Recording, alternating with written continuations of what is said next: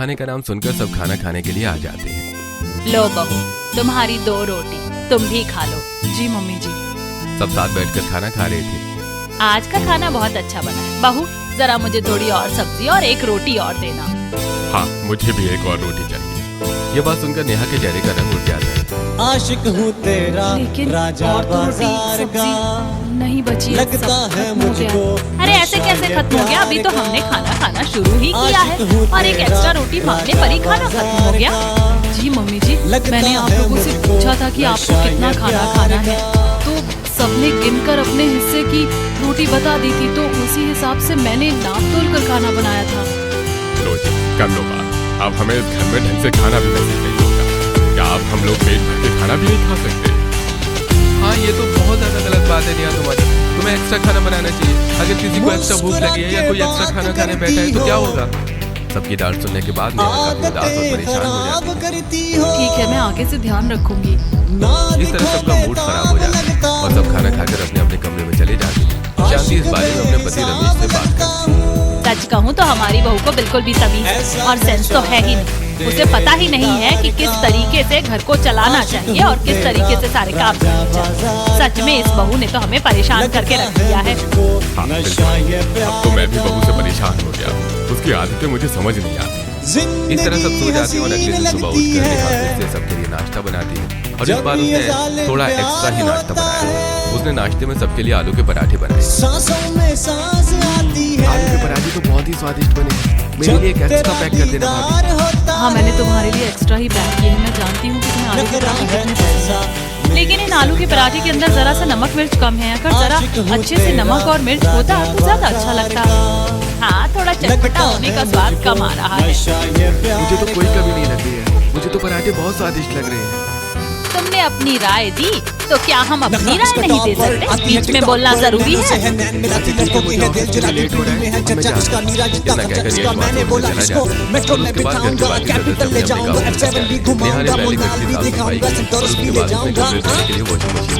आशिक हूँ तेरा, जब तक कपड़े धोकर तैयार होंगे तब तक मैं जरा नीचे जाकर कुछ ठंडा पी लेती हूँ। बड़ी गर्मी लग रही है। नेहा नीचे आती है और रसोई की तरफ जा रही थी तो शांति उससे पूछती है, अरे बीच में कपड़े धोते धोते कहाँ जा रही है? ऊपर बड़ी गर्मी लग रही थी मम्मी जी, तो सोचा कि कुछ अच्छा सा पीने के लिए ठंडा बना लेती हूँ। तो क्या सिर्फ अपने लिए बनाएगी? हमारे लिए भी बना दे, हमें भी बड़ी गर्मी लग रही है। एक काम कर, बढ़िया सा नींबू शिकंजी बना ले। जी ठीक है मम्मी जी। उसके बाद नेहा रसोई में जाकर नींबू शिकंजी बनाती है और वो सबसे पहले शांति और रमेश को देती है और खुद भी एक गिलास में अपने लिए शिकंजी डालकर पीने लगती है। शांति देखती है कि जग में थोड़ी और शिकंजी बची। ला, ये सारी शिकंजी मुझे दे दे, मुझे बड़ी गर्मी लग रही है। बहुत गला सूख रहा था। इसे पीकर काफी अच्छा लग रहा है। नेहा शिकंजी देकर वहाँ से चली जाती है और उसके बाद कपड़े धोने लगती है। अब आप भी सोच रहे होंगे कि आखिर ये सब यहाँ क्या चल रहा है, लेकिन आप अपनी सीट बेल्ट को अच्छे से बांध लीजिए क्योंकि अभी हम आगे बढ़ते हैं और जल्दी ही जानने वाले हैं कि वहां पर सब क्या हो रहा है। नेहा ने सारे कपड़े धो लिए थे और उसके बाद वो उन्हें सुखा रही थी। तब शांति वहां पर एक साड़ी लेकर आती है। अरे बहू, जरा मेरी ये साड़ी भी धो देना। मम्मी जी, अब तो मैंने सारे कपड़े धो दिए और मशीन से भी सर्फ का पानी निकाल लिया है। अब सिर्फ एक साड़ी धोने के लिए मुझे अलग से एक्स्ट्रा सर्फ डालना होगा। और आप ही तो मुझे हमेशा कहती हैं कि इस तरीके से सर्फ की बर्बादी होती है, तो अब तो ये साड़ी नहीं धुल पाएगी। मैं इसे कल धो दूंगी। इतना कहकर नेहा वहां से चली जाती है और ये बात सुनकर शांति को बहुत गुस्सा आ जाता है। इसकी इतनी हिम्मत कि आजकल मुझे ही जवाब दे रही है और कोई भी काम ठीक से नहीं कर रही है। मैं देख रही हूँ कि दिन ब दिन इसके तेवर ही बदलते जा रहे हैं। लगता है इसका कुछ तो करना पड़ेगा। वहीं दूसरी तरफ नेहा जब शाम को मॉल गई थी तब वहां से कुछ सामान खरीद रही थी और अपनी सहेली पायल से कहती है, यार पायल, तूने जो जो कहा था मैंने वो सब तो कर लिया है, पर क्या सच में मुझे वहाँ पर जॉब मिल जाएगी ना? हाँ यार, चिंता मत कर। और वहाँ पर जॉब करना सबसे इजी है। तेरे लिए एक्सेल शीट्स बनाना तो बाएं हाथ का खेल है, इसीलिए मैं चाहती हूँ कि तुझे वहाँ काम मिल जाए, क्योंकि वो वर्क फ्रॉम होम भी है और काफी इजी भी है और बहुत कम देर काम करना है। सच में मैं बहुत डेस्परेट हूँ इस जॉब को करने के लिए। मुझे किसी भी हालत में जॉब चाहिए क्योंकि अब बस बहुत हो चुका है। वैसे मैंने तुझसे पहले नहीं पूछा था, लेकिन क्या सच में तुम्हारे घर की हालत खराब है? तू इसलिए जॉब कर रही है या कुछ और बात है? नहीं यार, घर की हालत तो बिल्कुल ठीक है, लेकिन मेरा कोई और ही रीजन है जिस वजह से मैं जॉब कर रही हूँ, क्योंकि मैंने पिछले कुछ दिनों में बहुत कुछ सहा है। नेहा अपनी आप बीती पायल को सुनाती है और ये सब सुनने के बाद पायल का खून खौलने लगता है। ये तो तेरे साथ बहुत गलत हुआ। तुझे चुपचाप कुछ भी सहते नहीं रहना चाहिए था। तुझे इसके खिलाफ आवाज उठानी चाहिए। इसीलिए मैं चाहती हूँ कि एक बार मेरी जॉब लग जाए और उसके बाद फिर मैं सबको बताऊंगी कि आखिर मैं क्या चीज हूँ। उसके बाद नेहा और पायल सामान खरीद लेती है और फिर अपने अपने घर आ जाती हैं। घर आने के बाद जब शांति सारा सामान चेक करती है तो हे भगवान, बहू तुझे कितनी बार समझाना होगा कि कोई भी काम ठीक से किया कर। ये क्या, आज फिर से आधा अधूरा सामान लेकर आई है? क्योंकि मम्मी जी मेरे पास जितने पैसे थे मैं उसी हिसाब से सामान लेकर आई हूँ। अब सब कुछ नाप तोल कर होगा तो सामान भी तो नाप तोल कर ही आएगा। आपने मुझे नाप तोल कर पैसे दिए और उसी हिसाब से सामान आया है। आखिर नेहा अपने ससुराल वालों से इतना उखड़ा उखड़ा क्यों रहती थी और वो उन्हें इस तरह के जवाब क्यों दे रही थी, जानने के लिए एक बार फिर बीते हुए कल की छोटी सी झलक देख लेते हैं। अरे यार, मेरा ना कुछ मीठा खाने का बड़ा मन कर रहा है। हाँ, फ्रिज में बर्फी रखी है, वही खा लेती हूँ। नेहा फ्रिज खोलकर बर्फी लाने लगती है, तभी पीछे से शांति आ जाती है और गुस्से में कहती है, ये कौन सी तमीज है तुम्हारी कुछ भी खाने की? क्या हुआ मम्मी जी, मैं तो बस फ्रिज से बर्फी निकाल कर खा रही थी क्योंकि मेरा खाने का मन कर रहा था। अरे घर में और भी सदस्य हैं, क्या तुम अकेली हो सब खाने वाली? वापस रखो, सबको अपने हिस्से का मिल गया है। और तुम्हें तो पता ही है कि रसोई की जिम्मेदारी मेरी है, तो अगर तुम्हें कुछ भी चाहिए तो मुझसे पूछ कर ही लेना होगा। जी ठीक है मम्मी जी। इतना कहकर नेहा वहां से चली जाती है और उसके जाने के बाद शांति अभी शादी हुई है बस, और घर पर और रसोई पर अपना राज समझ रही है, लेकिन मेरे होते हुए ऐसा नहीं हो सकता। उसके बाद शांति फ्रिज को लॉक लगा देती है। शाम को शांति नेहा को नाप तोल कर खाना बनाने के लिए देती है। तुम इस घर की बहू हो और फिर भी तुम्हें घर की जिम्मेदारी अच्छे से निभानी नहीं आती। कल तुमने इतना ज्यादा खाना बना दिया था कि बर्बाद ही हो गया था। देखो बेटा, पैसे पेड़ पर नहीं उगते, हमें कोई भी चीज नाप तोल कर ही करनी चाहिए। इसीलिए मैं आज सारा सामान निकाल कर दे रही हूँ और इतने सामान का ही खाना बनेगा। समझ आ गई बात? जी ठीक है मम्मी जी। इस तरह शांति नेहा को ऑर्डर देकर वहां से चली जाती है और शांति के अनुसार निकली हुई सामग्री के साथ ही नेहा खाना बनाने लगती है। आज उसने खाने में दाल चावल और साथ में आलू भुजिया और गर्मा गर्म रोटी बनाई थी। खाना बनाते हुए नेहा को बहुत गर्मी लगती है और पसीने से लथपथ हो जाती है। बाप रे, कितनी ज्यादा गर्मी है और खाना बनाते हुए तो और भी ज्यादा गर्मी लगती है। चलो खाना तो बन गया, अब बस खाना परोसना है, तब तक थोड़ा सा ठंडा पानी पी लेती हूँ। खाना बनाने के बाद नेहा फ्रिज से ठंडा पानी पीने के लिए फ्रिज को खोलने की कोशिश करती है, लेकिन फ्रिज नहीं खुलता। अरे इस फ्रिज को क्या हो गया, ये खुल क्यों नहीं रहा? कहीं ये जाम तो नहीं हो गया, या फिर ऐसा तो नहीं किसी ने इस पर ताला लगा दिया हो? नहीं नहीं, मैं भी कुछ भी सोच रही हूँ, भला कोई फ्रिज को लॉक क्यों करेगा? इस बात को साइड हटाते हुए उसके बाद नेहा आरओ से ही नॉर्मल पानी पी लेती है और उसके बाद सभी को खाना परोस देती है। लेकिन शांति नेहा का खाना पहले ही अलग निकाल देती है। तुम 2 रोटी खाती हो ना, ये लो, मैंने तुम्हारे लिए 2 रोटी अलग से निकाल दी हैं और इतनी सब्जी भी तुम्हारे लिए काफी होगी ना। इस तरह की बातें सुनकर नेहा को बड़ा अजीब लगता है, लेकिन उसकी अभी अभी नई शादी हुई थी, इसलिए वो अभी कुछ नहीं कहती। जी मम्मी जी, इतना खाना बहुत है। शांति ने नेहा को बिल्कुल नाप तोल कर खाना दिया था। घर के बाकी सदस्य भी खाना खा रहे थे, लेकिन उनके लिए यह सिस्टम लागू नहीं था। मम्मी जरा मुझे आलू भुजिया और देना, तो चावल के साथ खाने में बड़ी अच्छी लग रही है। हाँ हाँ बेटा, आराम से खा, तुझे जितनी चाहिए उतनी ले। इस तरह करके बाकी सदस्यों के साथ तो कोई भेदभाव नहीं हो रहा था, लेकिन ये सब यश देख रहा था। और जब वो देखता है कि नेहा की प्लेट में सब्जी खत्म हो गई है, लेकिन उसके बाद भी नेहा सब्जी नहीं मांग रही, तो उसके बदले वो शांति को कहता है, अरे मम्मी, भाभी की प्लेट में भी सब्जी खत्म हो गई है, आप जरा उनकी प्लेट में सब्जी डाल दीजिए। शांति ने भांप लिया था कि यश आगे पूरी बात क्या कहने वाला है, इसलिए यश के बात शुरू करते ही शांति ने उससे सारी सब्जी को निकालकर अपनी प्लेट में डाल लिया था। और फिर बहाना बनाते हुए शांति कहती है, अरे बेटा, मैंने ध्यान नहीं दिया, मेरी भी सब्जी खत्म हो रही थी तो मैंने अपनी प्लेट में सब्जी डाल ली थी, लेकिन तेरी भाभी ने तो शायद खाना खत्म कर लिया है। क्यों है ना नेहा, तुम्हें और खाना नहीं चाहिए ना? जी मम्मी जी, मैंने खाना खा लिया है। इतना कहकर नेहा रसोई में चली जाती है और उसके बाद वो रसोई साफ कर रही थी तो उसकी आंखों से आंसू झरझर बहने लगते हैं। जब मेरी नई शादी हुई थी तो मैं शुरू में 2 रोटी इसलिए खा रही थी क्योंकि मुझे एक्स्ट्रा लेते हुए शर्म आ रही थी, लेकिन अब तो मेरे ससुराल वालों ने मुझे 2 रोटी के लिए फिक्स कर दिया है। मुझे एकदम नाप तोल कर ही खाना दिया जाता है। उसके अलावा भी मुझे भूख लगती है, लेकिन मेरी हिम्मत नहीं होती कि मैं मांगू, क्योंकि जब आपके साथ कोई इस तरह का व्यवहार करेगा तो आप किस तरह से मांग लोगे? मुझे अभी भी बहुत भूख लगी है। कुछ इस तरह नेहा के दिन गुजर रहे थे और इस तरह नेहा के साथ नाइंसाफी हो रही थी। एक दिन जब घर में खाने के लिए बहुत सारे आम आते हैं तो नेहा का ये पसंदीदा फल था, तो नेहा आराम से बाहर आंगन की साफ सफाई कर रही थी। अरे नेहा बेटा, कैसी हो तुम? प्रणाम काकी, मैं बिल्कुल ठीक हूँ, आप बताइए आप कैसी हैं? प्रणाम बेटा, मैं भी बिल्कुल ठीक हूँ। अरे अच्छा है शांति को तुम जैसी बहू मिली है, उसके बाद तो उसके भाग ही खुल गए हैं। कितनी मेहनती हो तुम। नहीं काकी, बस ऐसा कुछ नहीं है। क्यों नहीं है? अरे मैं कभी झूठ नहीं कहती। अच्छा एक बात बताओ, तुम्हारी सास है कहाँ? आजकल नजर ही नहीं आती है। जी अंदर है मम्मी जी। सरला घर के अंदर आती है और शांति के साथ जाकर बातचीत करने लगती है। अरे ये क्या एकदम चूहे की तरह बिल में घुसी रहती है, अपने बिल से बाहर ही नहीं निकलती। अरे बाप रे, इतनी गर्मी में कोई भला अपने बिल से बाहर निकलना भी क्यों चाहेगा? मैं तो एकदम घर में ही ठीक हूँ, मुझे कोई जरूरत नहीं है बाहर आने की। हाँ सही है, देख रही हूँ जब से बहू आई है तब से ही घर से बाहर निकलना कम कर दिया है। क्यों, क्या हमेशा उस पर नजर रखती है क्या?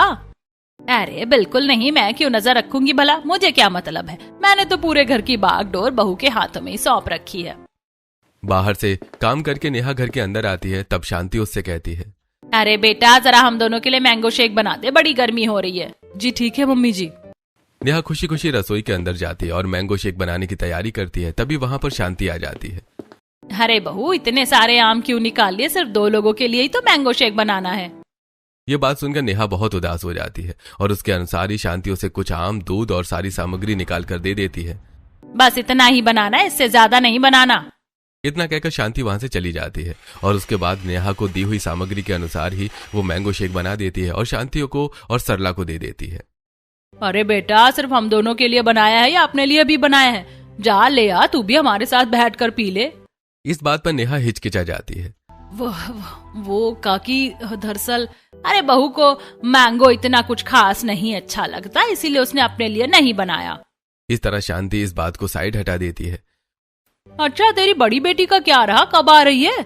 उसका कुछ नहीं पता, हमारे लिए तो उसके पास अब टाइम ही नहीं रहता, देखते हैं कब आएगी। और फिर शाम को जब निधि कॉलेज से वापस आती है, भाभी आप मेरे लिए जरा कोल्ड कॉफी बना देना। ठीक है। नेहा निधि के लिए कोल्ड कॉफी बना देती है और उसे पीने के लिए दे देती है।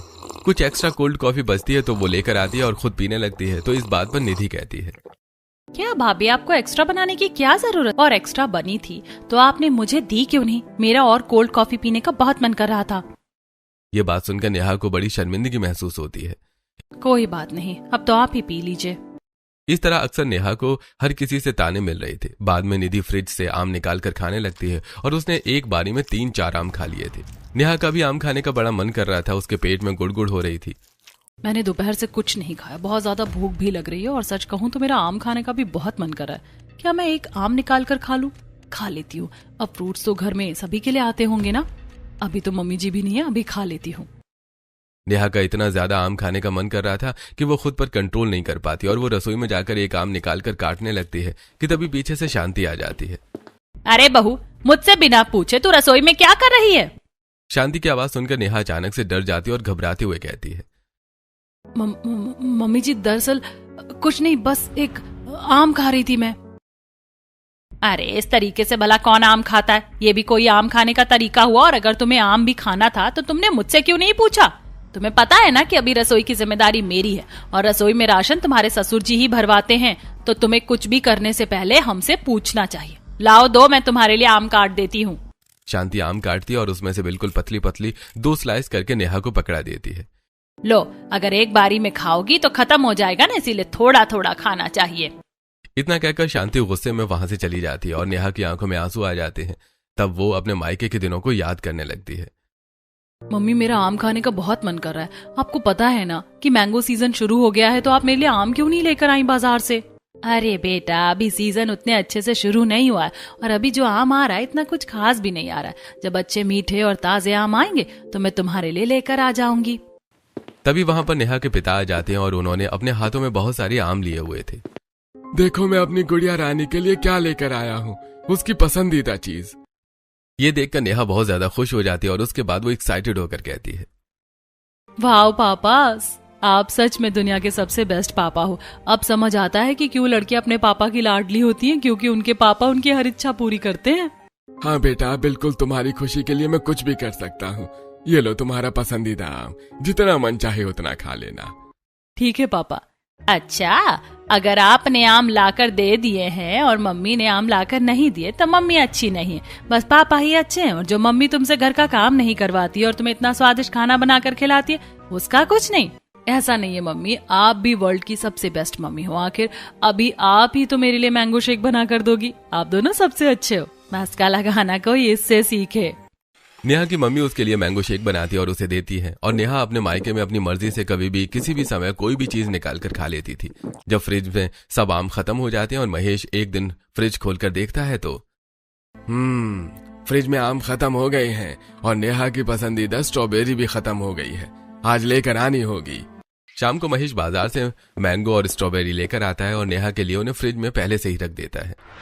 इसीलिए ससुराल ससुराल होता है और मायका मायका होता है, और दोनों की ही अलग पहचान होती है। यहाँ पर मुझे बिल्कुल नाप तोल कर खाना दिया जा रहा है। कई बार तो इतनी भूख लगती है कि बस रुका ही नहीं जाता। बिल्कुल मुझे नाप तोल कर आम दिया है, मुझे ये भी नहीं खाना। गुस्से में नेहा जो बाकी 2 स्लाइस शांति ने उसे दी थी उसे भी छोड़कर वहां से चली जाती है, और जब बाहर आकर देखती है तो निधि आराम से सोफे पर बैठकर अपनी पसंद से 3-4 आम खा रही थी। मम्मी मेरा और आम खाने का मन कर रहा है, ये आम तो सच में बहुत स्वादिष्ट और मीठे हैं।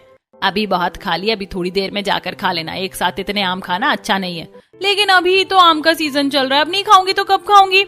अच्छा ठीक है, जा लेकर आ जा। नेहा ये सब देख रही थी और वो चुपचाप अपने कमरे में चली जाती है। इस बारे में वो रोहन से बात करने की कोशिश करती है। दरअसल मुझे ऐसा लगता है कि मम्मी जी मेरे साथ थोड़ा सा भेदभाव कर रही हैं। सिर्फ मेरे लिए ही खाने पीने पर रोक टोक लगाई जाती है और मुझे एकदम नाप तोल कर ही खाना मिलता है। ये बात सुनकर रोहन गुस्से से भड़क जाता है। तुम्हारी इतनी हिम्मत कि तुम मेरी मम्मी के ऊपर इल्जाम लगा रही हो? तुम्हें पता भी है कि तुम कैसा इल्जाम लगा रही हो? अरे तुम्हें हम अपने साथ बिठाकर खाना खिलाते हैं और जो हम खाते हैं वही तुम्हें खाने के लिए देते हैं, उसके बाद भी तुम ऐसा कैसे बोल सकती हो? लेकिन इतने दिनों से जो मैंने महसूस किया है वही मैं आपको बता रही हूँ। बस बहुत हो गया, मुझे कोई शौक नहीं है तुम्हारी ये सब फालतू की बातें सुनने का। मम्मी जो कह रही है अपने हिसाब से सही कर रही है। इस तरह रोहन भी गुस्से से नेहा को फटकार कर वहां से चला जाता है और नेहा बिल्कुल अकेली हो जाती है। कुछ दिन बाद उसके माता पिता उससे मिलने आते हैं। वो उसके लिए ढेर सारे आम और घेवर लेकर आते हैं। अपनी मम्मी पापा को देखकर नेहा बहुत ज्यादा खुश हो जाती है।